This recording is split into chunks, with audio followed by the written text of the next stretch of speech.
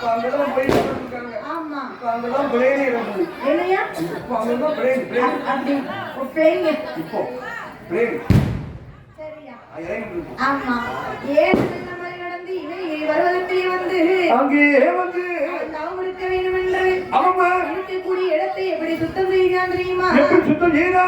சாந்து கொண்டு தரை மல்லோகி சாந்து கொண்டு தரை மல்லோகி